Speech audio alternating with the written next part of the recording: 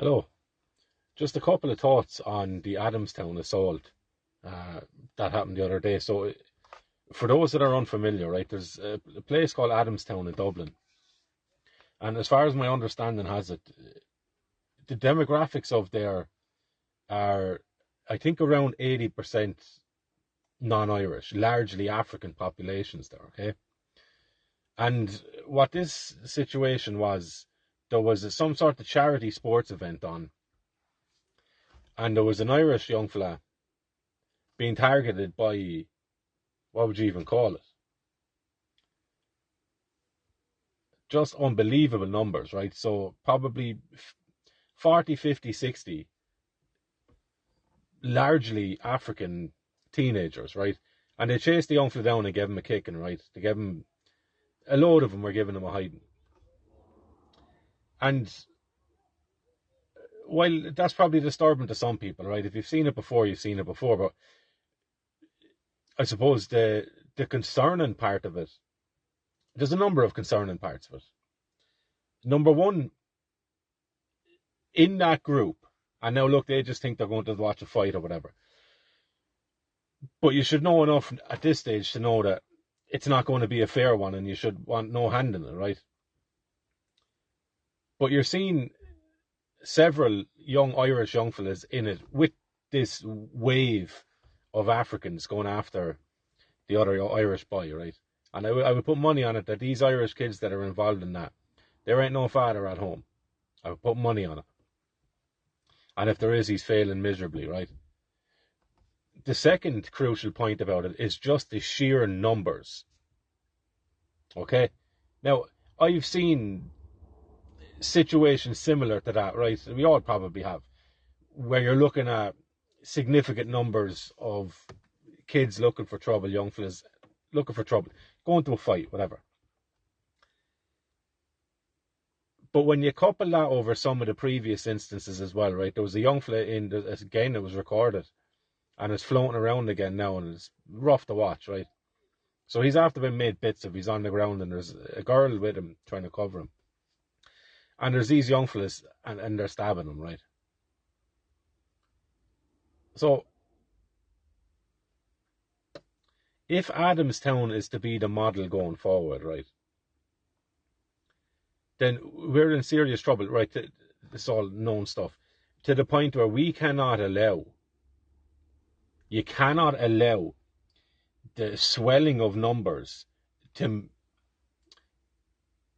continue on, right? To multiply out again generationally. We won't survive that. We just won't survive that. And with the current setup of the government, the state, the media, just people's mentality, intellectual capabilities, right, moral fibre, being where it is, I like to make I wanted to make this just about one topic, but it's so hard to just isolate one thing and talk about that and leave it aside then, right? But given the trouble that is already here and the trouble that is coming, and you're seeing it grow and morph and multiply in front of you, whether we like it or not, right? And if we're being honest about it, it's not in our nature to accept leaders willfully, right? Or maybe it has been before. We would recognize merit, we would recognize someone better than ourselves for a given situation, and we would back it because we recognize value would recognize value, right? And humility would recognize greatness. We're not in that position now, right? We're a spiteful, cynical, petulant people at the moment. We're ridiculous. The IQ level, the reasoning ability of way too many Irish people is just disgraceful. It's disgraceful, right? So we would have been considered the island or the land of saints and scholars, right? Meaning that we were thinkers, right? Speculative thinkers, coming up with cosmological and theological ideas, right? And being able to entertain them and to mold them together, pull them apart, dissect them, manipulate them, and see which one weighs up in a given time, right? We were renowned for that, right? And you can throw your Christian cross on top of that and say that's because of the monasteries all you want. I don't think it was, right? But either way, you cannot fill a cup that has nothing, no volume in it, right? It cannot hold the volume. You cannot pour into something that just will not take what is being poured into it. So regardless of what the worldview was, the capability in the Irish people over 1,500 years ago was there, right? At least in the best of us. And society was probably much more favourable to our temperament and nature than it is today, right? But where we are in a given time and as a given set of Irish people, we're a shambles, okay? And that's not to just denigrate for the sake of denigrating people, because I don't want to be doing that. I would rather be talking about the great things that we're doing as a people. And there are great things, right? Given the context of where we are, right? It's bottom of the barrel stuff, but it's great in terms of what it would be in contrast to doing nothing, right? So there's great things being done by really, really good people in this country. But on the whole, we are really, really, really impoverished, right? We're emotionally fragile. We're intellectually incapable of recognizing what's our personal view against what is, and what our preferences are against what is favourable, right, going forward. So we end up kind of gossiping with each other and bickering over differences in minutiae about things, right? And we don't get together. And whenever someone looks like crabs in the bucket, right, whenever somebody looks like they might be more capable, we will dig through their history and pull up anything we can to chastise that person with, right?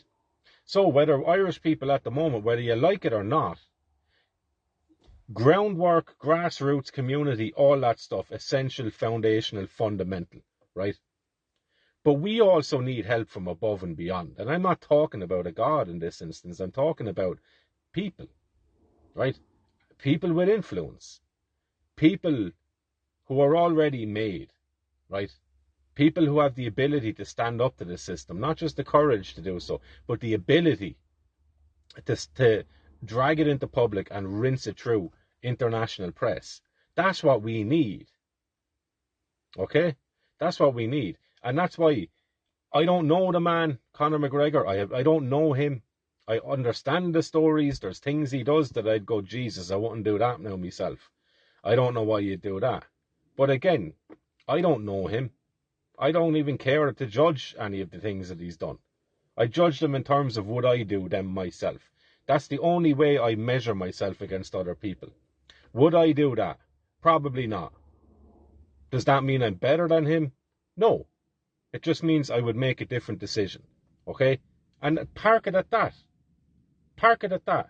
Because there's things that he's more capable of doing than me. Right?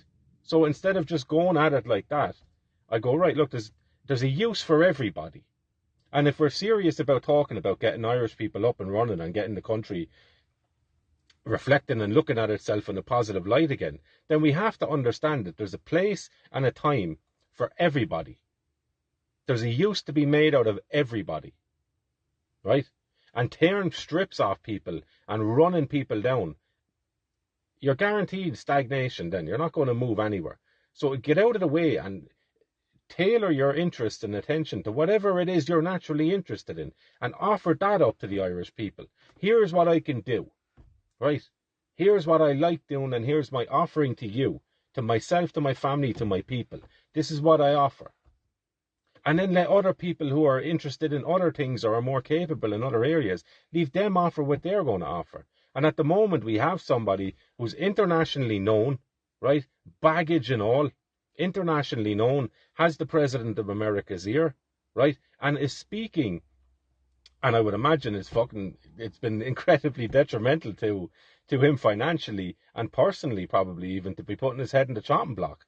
But he's coming out and he's putting his neck on the line and he's speaking about wanting better for Ireland. And what do Irish people do? Same old, same old. We just Denigrate him. Sure, didn't he do this there 4 years ago? Therefore, he won't be able to do this now. This is the stupid, stupid level of some people's thinking in this country. And we need to do better than that. Your personal opinions at a certain point are absolutely irrelevant. It's pragmatism. What will move us closer to our stated goal, given the set of circumstances that we have at our disposal in the moment? That is what is interesting. That is what's important. How you feel about it, keep it to yourself, really.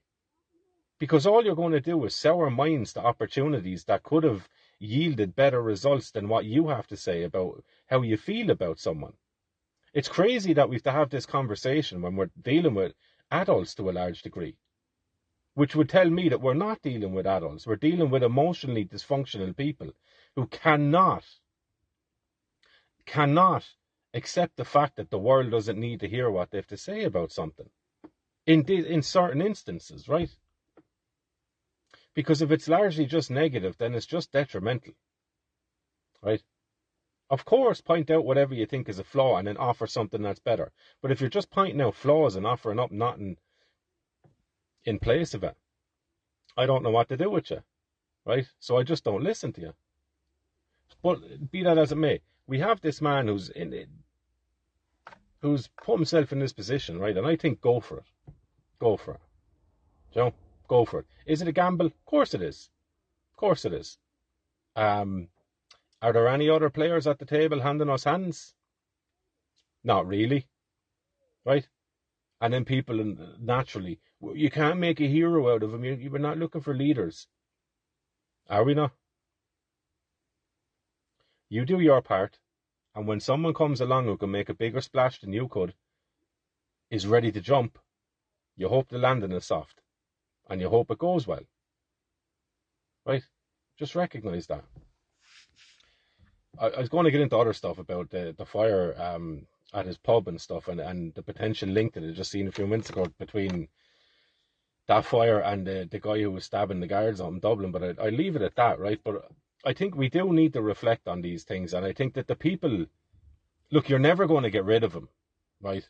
You're never going to get rid of them. Just miserable, miserable Irish people.